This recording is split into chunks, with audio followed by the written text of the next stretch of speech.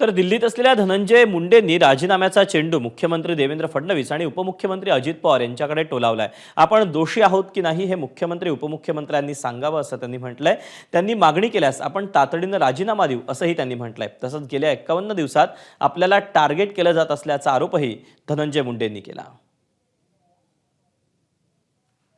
आम्हाला काय अडचण नाही, आम्ही तर कुठल्याही इन्क्वायरीला तयार आहोत। फकीर आहे हम लोग, आम्हाला काय प्रॉब्लेम नाही आणि आम्ही चुकीचं काम करत नाही। रामकृष्ण हरी, जरूर आमची इन्क्वायरी करावी, पण 50 दिवस ह्या काळामध्ये जिथे कॅमेराज आहेत, तंत्रज्ञान आहे, एवढी टेक्नॉलॉजी या जगामध्ये आहे, 50 दिवस झाले एक खुनी मिळत नाही तुम्हाला। आहे कुठे तो? मग फरार असेल तर कुठे झाला? काय AI मध्ये गेला? काय चेष्टा करून राहिली देशमुख कुटुंबाची आणि या राज्याची? 50 दिवस झाले एक फरार माणूस या सरकारला मिळत नाही। काय करते यंत्रणा? हा प्रश्न आहेच ना। तेव्हा 50 दिवसानंतर आरोपी फरार कसा असा प्रश्न या सगळ्या प्रकरणी राष्ट्रवादीच्या खासदार सुप्रिया सुळेंनी लगावलाय।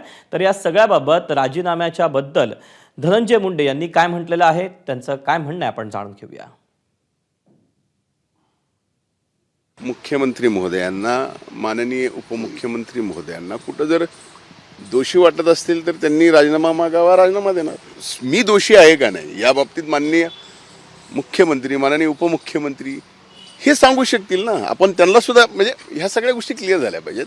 माझी नैतिकता माझ्या लोकांच्या बद्दल प्रामाणिक आहे। जी गोष्ट घडली आहे त्या घटनेच्या बाबतीत मी जे बोललोय ते अतिशय प्रामाणिकपणाने बोललो आहे। मला स्वतःला नैतिकतेने वाटत नाही दोषी आहे, तर माझा दोष दाखवावा तर लागेल, सांगावं तर लागेल, माझ्या वरिष्ठांनी सांगावं लागेल, हेच म्हणणं आहे।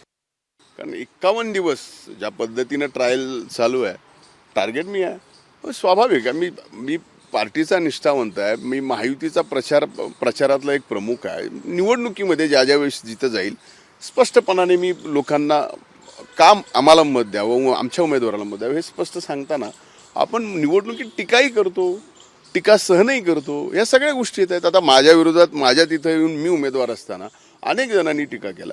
या बाबतीमध्ये या गोष्टीचा पुन्हा राग नसतो की पुन्हा काही गोष्टी नसतो, पण एक लक्षात घेण्यासारखी पहिल्यांदा गोष्ट आहे की ह्या आत्ता स्पष्ट होत आहेत की असं झाल्यानंतर हे माझ्या विरोधात प्रचाराला होते म्हणून असा विषय आत्ता होतोय।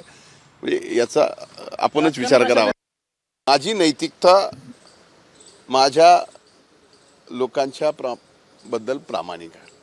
जी गोष्ट घडली आहे त्या घटनेच्या बाबतीत मी जे बोललोय ते अतिशय प्रामाणिकपणाने बोललो आहे। यामुळं ज्या वेळेस या बाबतीत मी कुठंच काहीच मला स्वतःला नैतिकतेने वाटत नाही दोषी आहे, तर माझा दोष दाखवावा तर लागेल, सांगावं तर लागेल, माझ्या वरिष्ठांनी सांगावं लागेल, हेच म्हणणं आहे। एबीपी माझा, उघडा डोळे बघा नीट।